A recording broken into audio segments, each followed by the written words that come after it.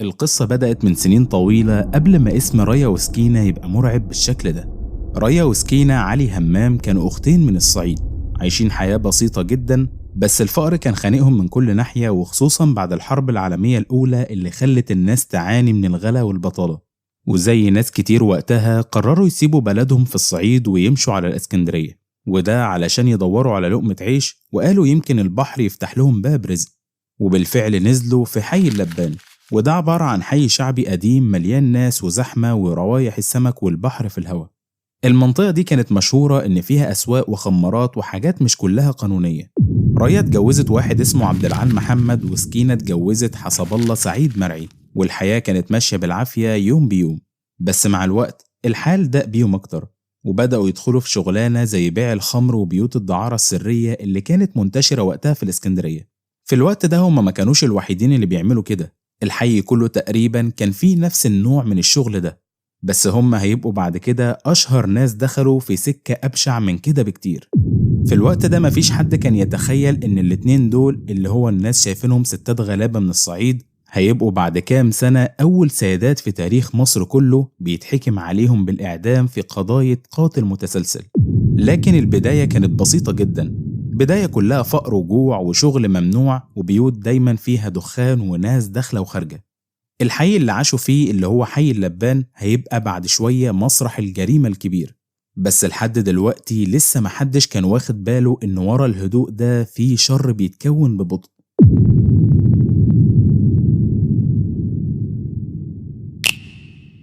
بعد ما ريا وسكينة عاشوا شوية في حي اللبان الحال ده بيهم أكتر. الإيجار والأكل والشرب كله غلي، والشغل اللي كانوا بيعملوه في الخمور ما بقاش مكفي مصاريفهم. الناس وقتها كانت خارجة من الحرب والأسعار مولعة والعيشة صعبة على الكل، بس ريا وسكينة كانوا دايما بيدوروا على طريق أسهل حتى لو كان غلط. ريا كانت دايما أذكى وأهدى، وسكينة كانت أسرع في الغضب، لكن الاتنين متفقين في حاجة واحدة: إزاي نعيش بأي طريقة.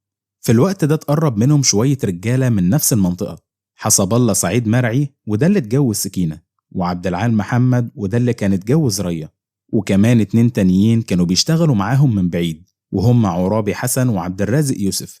الأربعة دول مع ريا وسكينة بقوا النواة اللي هتتحول بعد شوية لعصابة كاملة. في الأول الشغل بتاعهم كان بسيط: ستات يدخلوا البيت يشربوا شاي أو خمرة ويتسلوا ويضحكوا وبعدها يروحوا. لكن مع الوقت الفكرة اتغيرت. ريا بدأت تلاحظ إن كتير من الستات اللي بيجوا عندهم لابسين دهب كتير جدا وحاطين صيغة غالية في رقبتهم وإيديهم، وفي الوقت ده كانت شايفة إن الفقر قتلها وهي مش معاها حاجة. ومن هنا بدأت الحكاية تاخد اتجاه تاني. في جلسة واحدة قالت ريا كلامها اللي اتسجل بعد كده في التحقيق: إحنا تعبنا من الفقر، يا نعيش زيهم يا نموت من الجوع. الجملة دي كانت بداية التفكير الشيطاني. الرجالة اللي حواليهم ما كانوش ملايكة. حسب الله وعبد العال اتعودوا على الشغل الحرام، فما خدوش وقت طويل علشان يوافقوا على خطة ريا، وهي استدراج الستات اللي معاهم دهب ويقتلوهم ويسرقوا الدهب بتاعهم. وبدأوا بالفعل يختاروا الضحايا بعناية: ستات فقيرة بس يكون معاهم دهب، أو ستات ملهمش أهل قريبين يدوروا وراهم لو اختفوا. سكينة كانت عارفة الناس اللي ساكنين في الحارة كويس، فهي اللي كانت بتستدرج الضحية وتقول لها مثلا: تعالي عندنا شوية نشرب حاجة ونضحك ونتونس. والضحية تدخل من هنا والدنيا تبان عادية، وبعدها يحصل اللي محدش كان يتصوره. في الوقت ده كانوا لسه في بيت صغير في شارع علي بهجت، وده اللي هيبقى أول بيت من سلسلة بيوت استعملوها بعد كده في الجرايم. بعد الجريمة كانوا بيسيبوا المكان وبينقلوا البيت جديد علشان محدش يشك فيهم، والبيوت اللي عملوا فيها جرايمهم دي كلها كانت في نفس المنطقة: اللبان والعطارين والحد شارع ماجوري. ريا حكت بعد كده في التحقيق إنها كانت أول واحدة فكرت في الجريمة. قالت نصا: كنت بشوف الستات دول بيجوا عندنا بالدهب وإحنا جعانين، وقلت في الوقت ده خلاص بدل ما نعيش في الجوع ناخد اللي معاهم. الفكرة بدأت في الأول كسرقة، بس لما جت لحظة التنفيذ الموضوع قلب لقتل. أول ضحية كانت ست اسمها فهيمة علي مرسي، وده الاسم اللي اتذكر في التحقيقات الأصلية. فهيمة كانت ست بسيطة بتتاجر في شوية حاجات صغيرة، وكان معروف في الحارة إنها دايما لابسة دهبها. سكينة كانت تعرفها من السوق وقالت لريا: الست دي معاها دهب كتير ومفيش وراها حد يسأل عنها. وفي يوم نادت سكينة على فهيمة وقالت لها: تعالي نشرب شاي ونتكلم شوية. وفعلا الست دخلت بيت ريا في شارع علي بهجت، البيت اللي بعدين هيبقى أول شاهد على جرايمهم كلها. رايا وسكينة قعدوا يرغوا معاها والجو كان طبيعي جدا، بيضحكوا وبيتكلموا مع بعض وهم بيشربوا الشاي مع ريحة بخور خفيفة في المكان. لكن فجأة رايا ادت إشارة صغيرة بعيونها لعبد العال اللي كان واقف ورا الست، مد إيده ولف إشارة حوالين رقبتها، وفي وقتها سكينة مسكت إيديها علشان ما تقاومش، وبعد دقيقة الست سكتت تماما. رايا وقفت تبص على الجثة وقالت بهدوء: خلاص خلصنا، شوفوا الدهب. جمعوا الدهب اللي كان على الضحية واللي كانوا عبارة عن غوايش وحلق وخاتم وسلسلة، وحطوهم في قماشة صغيرة. وبعدها عبد العال حفر حفرة تحت السرير في أوضة النوم، ودفن الجثة فيها ورش فوقها شوية جير علشان الريحة ما تطلعش. وبعد كده انتهت أول جريمة، وبدأ فصل جديد في حياة العصابة دي، فصل كله دم ودهب وخداع.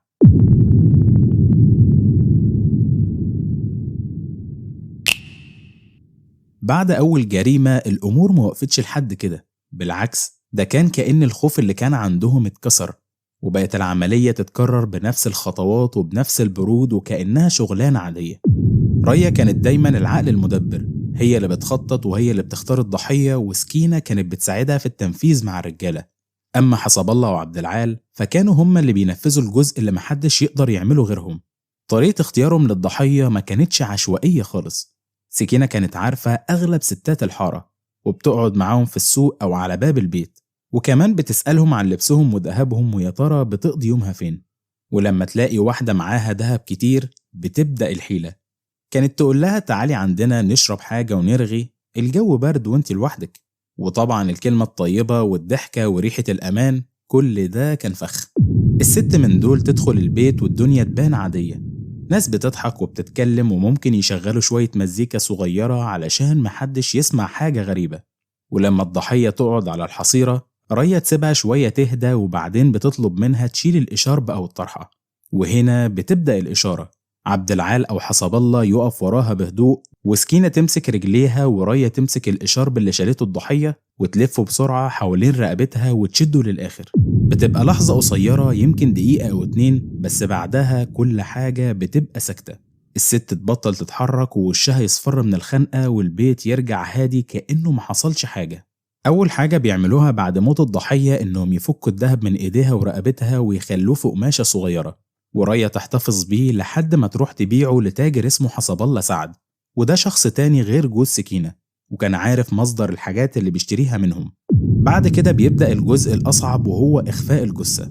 في بيوتهم الأرضيات كانت تراب مش بلاط، فكانوا بيحفروا حفرة صغيرة تحت السرير أو في ركن الأوضة ويحطوا الجثة فيها، وبعدين يردموا التراب فوقيها كأن مفيش حاجة حصلت. وأحيانا كانوا بيرشوا جير أو رماد علشان يغطوا الريحة، لكن مع الوقت الريحة بقت بتطلع مهما حاولوا إنهم يخفوها. المكان اللي اتكشفت فيه أول جثة بعد كده كانت في بيتهم في شارع علي بهجت في حي اللبان، بس الحقيقة إن العصابة غيرت أكتر من بيت، وبعضهم كانوا بيأجروا البيوت لفترات قصيرة ويهربوا منها. وفي كل بيت الشرطة بعدين لقت بقايا جثث ستات مدفونين بنفس الطريقة. التحقيقات بعد كده قالت إن عدد الضحايا المؤكدة 17 سيدة، لكن في ناس بتقول إن العدد الحقيقي ممكن يكون أكتر، لأن في بعض الحالات ما كانوش بيلاقوا الأثر الكامل للضحية. الغريب إن رايا وسكينة بعد كذا جريمة بقوا بيتعاملوا مع الموضوع كأنه شغل مش جريمة. رايا كانت بتقول للنيابة بعد كده إن الستات دول كنا بنغدر بيهم بس ما كناش عايزين نقتلهم، كنا عايزين الدهب بس. يعني في دماغها الموضوع حاجة عادية مش قتل متعمد، رغم إنهم خنقوا الناس بإيديهم. وبعد كل ضحية كانوا بيدفنوها كانوا بيقفلوا الباب ويغيروا المفارش ويرجعوا يعيشوا عادي. لكن اللي محدش حسب حسابه إن الريحة اللي حاولوا يخبوها بالرماد هي اللي هتفضحهم في الآخر، لأن ريحة الموت عمرها ما بتتغطى.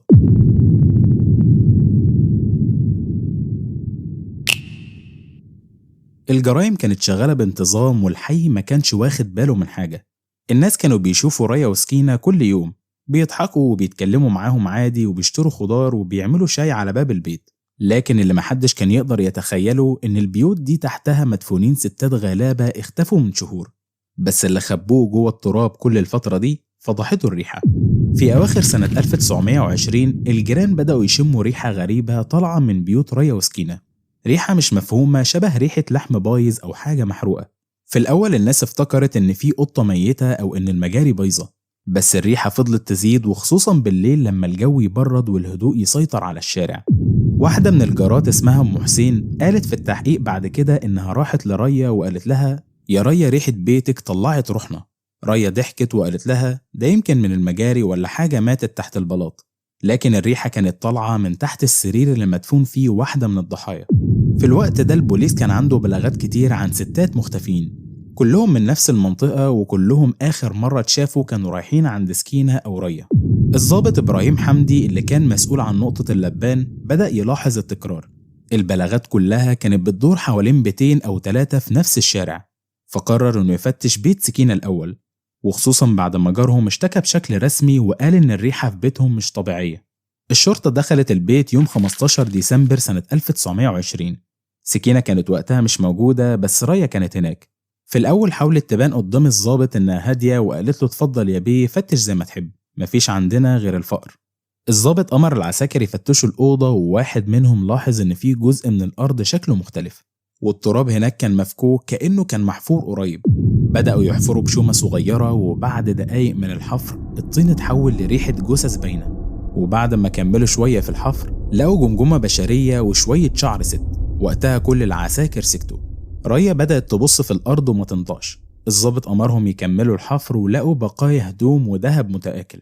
بعدها بساعات البوليس فتش البيت اللي جنبهم واللي كانت سكينة مأجرة فيه قبل كده، ولقى فيه نفس المنظر: حفر صغيرة وعظام بشرية وهدوم ستات وقطع من الذهب.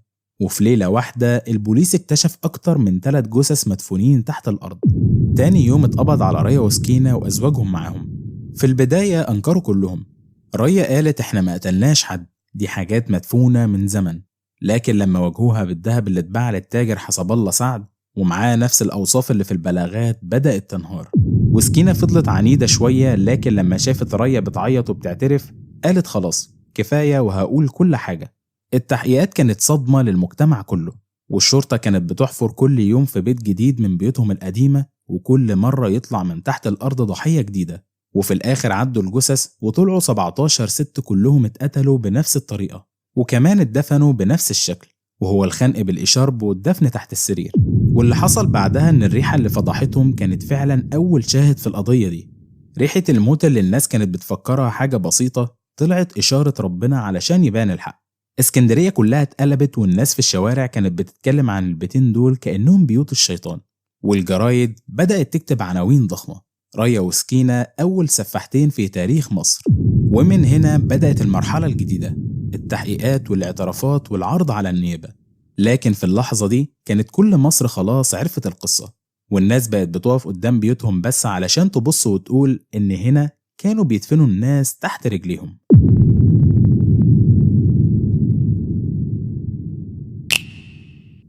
بعد ما الشرطة اكتشفت الجثث في بيوت ريا وسكينة قفلت الشوارع حوالين المكان، وجابت النيابة علشان تبدأ تحقيق رسمي.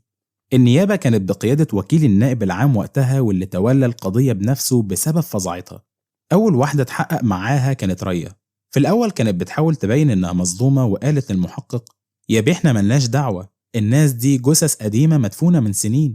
لكن لما واجهوها بالذهب اللي اتباع والتاجر اللي اعترف إنه اشتراه منها، وشاف بنفسه الغوايش اللي كان شاريها واللي تطابقت مع بلاغ من أهل الضحية، ريا بدأت تتهز. المحقق قال لها: انت متأكدة ان الجثث دي مش انتوا اللي قتلتوها؟ سكتت شوية وبعدها قالت: احنا كنا غلابة يا بيه، كنا جعانين، والستات دول جم عندنا والشيطان لعب في دماغنا. الكلمة دي كانت أول اعتراف رسمي. بعدها انهارت تماما وحكت بالتفصيل ازاي بدأوا وازاي سكينة كانت بتساعدها في استدراج الستات. قالت ان كل حاجة كانت بتحصل في هدوء، وان الرجالة هم اللي كانوا بيخنقوا الضحية وهي كانت بتمسك الإشارب معاهم. وقالت كمان إنها بعد أول جريمة ما قدرتش تنام كام ليلة، لكن بعد كده اتعودت. الجملة دي اتكتبت بالنص في المحضر. في الوقت ده سكينة لما شافت إن ريا انهارت عرفت إن خلاص اللعبة انتهت، بس طريقتها كانت مختلفة. كانت بتتكلم بعصبية وقالت للمحقق: الدهب كان بيعمينا يا بيه، كنا بنخاف نجوع وبنخاف نموت من الفقر. واعترفت إنها شاركت في القتل أكتر من مرة، وإنهم دفنوا الضحايا بإيديهم. وقالت كمان إن البيوت اللي استخدموها كانت بالإيجار علشان محدش يربط الجرايم ببعض. وبالنسبة للرجالة وأقوالهم، فعبد العال وحسب الله جوازهم حاولوا يتهربوا في الأول عبد العال قال أنا كنت بساعد في الحفر بس وما خنقتش حد، لكن التحقيقات أثبتت إن بصماته كانت على إشار بتلاقى في واحد من البيوت. أما حسب الله فاعترف بعد ساعات طويلة من الضغط وقال إحنا كلنا كنا شركاء، بس اللي كانت بتدي الأوامر هي ريا. النيابة جمعت أقوال الكل وبدأت ترتب الأحداث زمنيا. اتضح إن أول جريمة حصلت في نوفمبر سنة 1919 وآخر جريمة في نوفمبر 1920، وخلال السنة دي العصابة قتلت 17 ست على الأقل. الضحايا كانوا من طبقات مختلفة، بعضهم ستات بيبيعوا في السوق وبعضهم سيدات بيدوروا على شغل أو جايين من مناطق تانية. والطب الشرعي أكد إن طريقة القتل واحدة في كل الحالات، وهي الخنق بإشارب أو منديل والدفن داخل البيت على عمق نص متر تقريبا. وكمان لقوا في بعض الجثث آثار مقاومة، يعني الضحايا حاولوا يهربوا بس ما قدروش. التحقيق استمر شهور وكان كل يوم الصحف بتنشر أخبار جديدة، والناس كانت بتقرأ التفاصيل بشغف وخوف في نفس الوقت. الأهرام واللطائف المصورة نشروا صور البيوت والنيابة وهي بتستخرج الجثث، والأول مرة في مصر الناس كانت بتشوف قضية قتل أبطالها ستات، وده خلى الصحافة تسميهم بالشيطانة ريا واختها سكينة. وبعد ما التحقيقات خلصت اتحولت القضية للجنايات، والتهمة كانت القتل العمد مع سبق الإصرار وتكوين عصابة بقصد السرقة. القاضي وقتها قال في الجلسة الأولى لم أرى في حياتي جريمة بهذا التنظيم ولا بهذا البرود.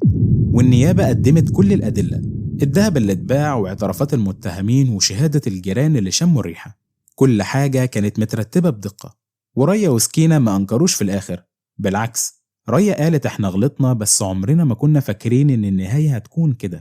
في اليوم اللي اتقفل فيه التحقيق كان الناس واقفين بره المحكمة بالعشرات، رجالة وستات وأطفال، والكل بيقول لازم يتعدموا، والبلد كلها كانت مستنية اليوم ده، يوم الحكم.